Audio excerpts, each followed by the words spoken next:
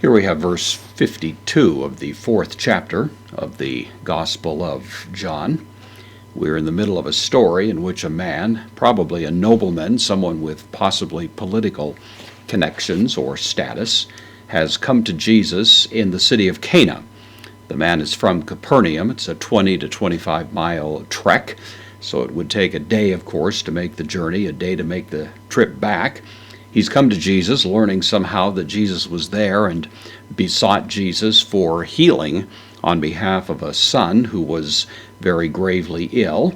And Jesus has commanded the man to return home, assuring him that his son has been healed.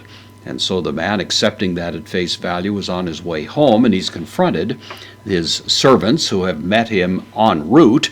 He's met them probably about halfway between the beginning of his journey and the end of it. And this picks up the story then, in which we have eputheto. Eputheto, this is from punthonomai. It's a deponent verb.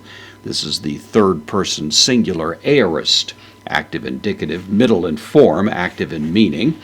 And so the meaning of it is here that he asked them the question.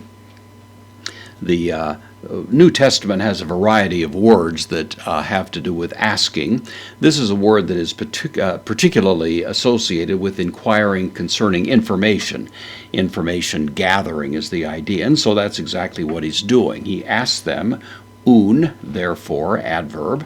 Therefore he asked, tein horon, the hour. This is in the accusative case, the feminine noun for hour. We get the English word hour straight from this. Of course, we have a silent H at the beginning. This is a non-silent omega, so it's the hora with the rough breather.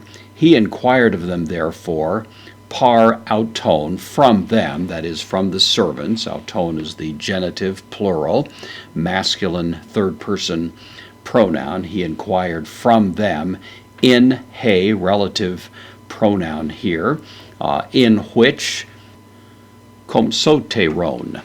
Komsoteron. This is an adverb. It has to do, actually, in its original sense, with wearing good clothing, but it came to refer metaphorically to having a good state of health. Eskein, the word here, is when he had come to have this state of health. This is from the verb echo, I have. This is the third person singular aorist, active indicative. So when he had come to have this better state of mind, this improved condition, epon, third person singular aorist, active indicative, they said auto, to him, hoti, ekthase, a word that basically refers to yesterday. It's an adverb without any degree, and so they're saying to him that yesterday, horon, the accusative of time here, the hour, hebdomain, seventh. So this adjective, seventh hour, apheken, the aorist active indicative. This is the third person singular. It left him, it abandoned him, really is the idea. This abandoned him, and what was it? Ho poretos, the word pure, of course, the idea of fire, so the fire or the fever left him, apheken auto, left him, sometime around the 7th hour. That's probably going to be around noontime or thereabouts, a little bit later possibly, depending on whether John is referring to Roman time or Jewish time, but one way or another, it's going to be referring to the previous day. And so now the man learns this good news as he's returning home, that presumably about the same time that Jesus had given the order, as it were, making the fever abandon this child, it had taken place. And the man's faith in Christ is thus, of course, confirmed by gathering this information.